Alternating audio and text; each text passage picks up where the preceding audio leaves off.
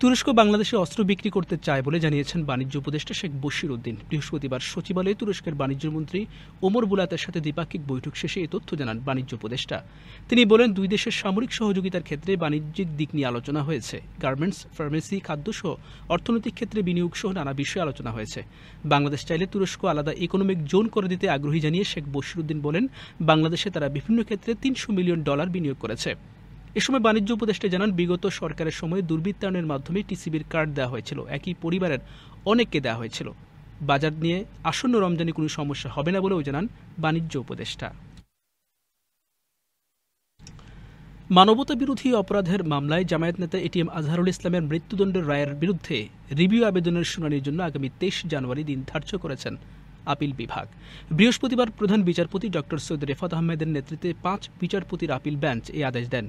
আদালতে জামায়াত নেতা আজহারের রিভিউ আবেদনের শুনানি করবেন সিনিয়র আইনজীবী ব্যারিস্টার আব্দুর রাজ্জাক।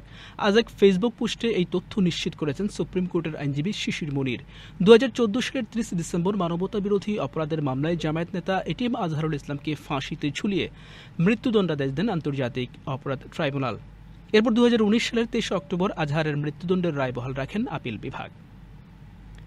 রাজধানীর বকশীবাজারে আলিয়া মাদ্রাসা মাঠে স্থাপিত বিশেষ আদালতের আগুনে পুড়ে যাওয়া কক্ষ পরিদর্শন করেছেন বিডিআর বিদ্রোহ মামলার বিচারক। এখানে বর্তমানে আদালতের কার্যক্রম পরিচালনা করা সম্ভব নয় বলে জানিয়েছেন তিনি। বিচার কার্যক্রম শুরুর পরবর্তী দিন ও স্থান পরে জানানো হবে। আজ বৃহস্পতিবার এই অস্থায়ী আদালতে পিলকানা হত্যাকাণ্ডের ঘটনায় দায়ের করা বিস্ফোরক দ্রব্য মামলার শুনানির দিন ধার্য ছিল, তবে আগুনে পুড়ে যাওয়ার কারণে তা আর হচ্ছে না। আগুনের ঘটনা জানাজানি হওয়ার পর অস্থায়ী আদালতের বিচারক সকাল 10:30টায় এসে ঘটনাস্থল পরিদর্শন করেন। বিষয়টি নিশ্চিত করে রাষ্ট্রপক্ষের আইনজীবী মোহাম্মদ বোরহানউদ্দিন বলেন, এখানে আজকে আদালতের কার্যক্রম পরিচালনা করার মতো পরিবেশ নেই। সঙ্গত কারণে রাষ্ট্রপক্ষ এবং আসামি পক্ষের 2 আইনজীবীকে ডেকে বিচারক নির্দেশনা দিয়েছেন আজকের মতো আদালতে কার্যক্রম মুলতবি। এর আগে বকশীবাজারের আলিয়া মাদ্রাসা মাঠে স্থাপিত বিশেষ আদালতের একটি কক্ষে কে বা কারা আগুন ধরিয়ে দেয়। বৃহস্পতিবার ভোররাতে এ ঘটনা ঘটে বলে দাবি চকবাজার থানা পুলিশের। এদিকে বিডিআর হত্যাকাণ্ডের বিচারের জন্য বকশীবাজারে আলিয়া মাদ্রাসায় যে অস্থায়ী আদালত স্থাপন করা হয়েছিল তা সরিয়ে নিতে বিক্ষোভ করেছেন প্রতিষ্ঠানটির শিক্ষার্থীরা। আজ সকালে মাদ্রাসার কয়েকশো শিক্ষার্থী আলিয়া মাদ্রাসার সামনের সড়কে বিক্ষোভ করেন। শিক্ষার্থীরা 11:30টার দিকে বিচারক ইব্রাহিম মিয়ার গাড়ি আটকে দেন। পরে তারা রাস্তা ছেড়ে দিলে বিচারক তার অফিসে যান। তিনি আদালতে কিছুক্ষণ অবস্থান করার পর আবার বের হয়ে যান। মাদ্রাসার শিক্ষার্থীদের দাবি, মাদ্রাসা মাঠে বিচার কাজ চলায় তাদের শিক্ষা কার্যক্রমে বিঘ্ন ঘটছে। তারা চান আদালত সরিয়ে কেরানীগঞ্জ কারাগারে নেওয়া হোক। চট্টগ্রাম আদালতের পাবলিক প্রসিকিউটর কক্ষের সামনের বারান্দা থেকে নিখোঁজ হওয়া মামলার নথির বস্তা উদ্ধার করেছে কোতোয়ালি থানা পুলিশ। এই ঘটনায় একজনকে আটক করা হয়েছে বলে জানিয়েছেন কোতোয়ালি থানার ভারপ্রাপ্ত কর্মকর্তা আব্দুল করিম। পুলিশ জানায়, চুরি যাওয়া নথিগুলো পাথরঘাটা এলাকার একটি ভাঙাড়ির দোকানে 16 টাকা কেজি দরে বিক্রি করা হয়। আদালতের সিসিটিভি ফুটেজ বিশ্লেষণ করে পুলিশ সন্দেহভাজনকে শনাক্ত করে। তার স্বীকারোক্তির ভিত্তিতে আজ বৃহস্পতিবার ভোররাতে হারিয়ে যাওয়া 9 বস্তা নথি উদ্ধার করা হয়। পুলিশ আরও জানায়, আটক ব্যক্তি আদালত চত্বরে চা বিক্রি করতেন। হোটেল রেস্তোরাঁয় ভ্যাটের হার বাড়ানোর সিদ্ধান্ত থেকে সরে আসার আহ্বান জানিয়েছে বাংলাদেশ রেস্তোরাঁ মালিক সমিতি।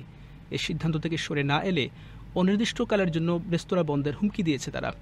বৃহস্পতিবার সকালে রাজধানীর একটি হোটেলে সংবাদ সম্মেলন করে এই আহ্বান জানায় সংগঠনটি। সংবাদ সম্মেলনে রেস্তোরাঁ মালিক সমিতির মহাসচিব ইমরান হাসান বলেন, 2 বছরের বেশি সময় ধরে যেখানে উচ্চ মূল্যস্ফীতি বিরাজ করছে, সেখানে অন্তর্বর্তীকালীন সরকার করের আওতা না বাড়িয়ে বা কর ফাঁকি রোধ করার ব্যবস্থা না করে অর্থ বছরের মাঝামাঝি হঠাৎ 3 গুণ ভ্যাট বাড়িয়ে দেওয়ার উদ্যোগ নিয়েছে, যার সরাসরি প্রভাব পড়বে সাধারণ মানুষের ওপর। সাভারে ঢাকা আরিচা মহাসড়কে একটি অ্যাম্বুলেন্স সহ 3টি যানবাহনে আগুন লেগে অ্যাম্বুলেন্সে থাকা 4 জন নিহত হয়েছেন। আহত হয়েছেন আরও অন্তত 7 জন। ফায়ার সার্ভিস কন্ট্রোল রুমের ডিউটি অফিসার মোহাম্মদ রাকিবুল ইসলাম জানিয়েছেন, বুধবার দিবাগত রাত 2টার দিকে ঢাকা আরিচা মহাসড়কের ফুলবাড়িয়া পুলিশ টাউন এলাকায় এই দুর্ঘটনা ঘটে। মহাসড়কের ঢাকা অভিমুখী লেনে একটি অ্যাম্বুলেন্স সড়কের ডিভাইডারে ধাক্কা লেগে থেমে গেলে পেছন থেকে আসা একটি বাস তাতে ধাক্কা দেয়। এতে অ্যাম্বুলেন্সের সিলিন্ডারের গ্যাসে আগুন লেগে বিস্ফোরণ ঘটে। পরে আগুন লাগা বাসটিতে পেছন থেকে আরেকটি বাস ধাক্কা দেয়। এতে সেই বাসটিতেও আগুন লেগে যায়। খবর পেয়ে ফায়ার সার্ভিসের 5টি ইউনিট ঘটনাস্থলে গিয়ে প্রায় 1 ঘন্টার চেষ্টায় আগুন নিয়ন্ত্রণে আনে। তবে ততক্ষণে অ্যাম্বুলেন্স সহ 3টি যানবাহন পুরোপুরি পুড়ে যায়। অ্যাম্বুলেন্সে থাকা 4 জনের মৃত্যু হয়। ফিলিস্তিনের অবরুদ্ধ গাজা ভূখণ্ডে ইসরায়েলি বর্বর হামলায় আরও অর্ধশতাধিক ফিলিস্তিনি নিহত হয়েছেন। এতে করে গাজার নিহতের মোট সংখ্যা 45,900 ছাড়িয়ে গেছে। এছাড়া 2023 সালের অক্টোবর থেকে চলা এই হামলায় আহত হয়েছেন আরও লক্ষাধিক ফিলিস্তিনি। বুধবার এক প্রতিবেদনে এই তথ্য জানিয়েছে বার্তা সংস্থা আনাদোলো। যুক্তরাষ্ট্রের ক্যালিফোর্নিয়া অঙ্গরাজ্যের লস অ্যাঞ্জেলেস শহরের অদূরে শুরু হওয়া দাবানল দ্রুত ছড়িয়ে পড়েছে। দাবানলে পুড়ে গেছে বিস্তীর্ণ এলাকা। এ পরিস্থিতিতে সেখানকার বাসিন্দাদের অনেকেই ঘরবাড়ি ছেড়ে পালিয়ে গেছেন, আর যারা অন্যত্র আশ্রয় নিতে পারেননি তাদের অনেকে দগ্ধ হয়েছেন। দাবানল ঠেকাতে হিমশিম খাচ্ছেন জরুরি সেবা বিভাগের কর্মীরা। এখন পর্যন্ত অন্তত ৫ জন নিহতের তথ্য দিয়েছে CNN। গুরুতর দগ্ধ হয়েছেন অনেকে। দাবানলে ১,০০০-এর বেশি বাড়িঘর পুড়ে গেছে। সামাজিক যোগাযোগ মাধ্যমে ছড়িয়ে পড়া ছবিতে দেখা যায় আতঙ্কিত মানুষ বাড়িঘর ছেড়ে পালাচ্ছেন। বাড়িঘর, গাছপালা সহ চারপাশে দাউ দাউ করে আগুন জ্বলছে। সড়কে পড়ে থাকা গাড়িগুলো সরিয়ে নিতে উদ্ধারকর্মীদের বুলডোজার ব্যবহার করতে দেখা যায়। স্থানীয় সময় মঙ্গলবার সকালে যুক্তরাষ্ট্রের দ্বিতীয় বৃহত্তম শহর লস অ্যাঞ্জেলেসের অদূরে একাধিক স্থান থেকে শুরু হয় ভয়াবহ এই দাবানল।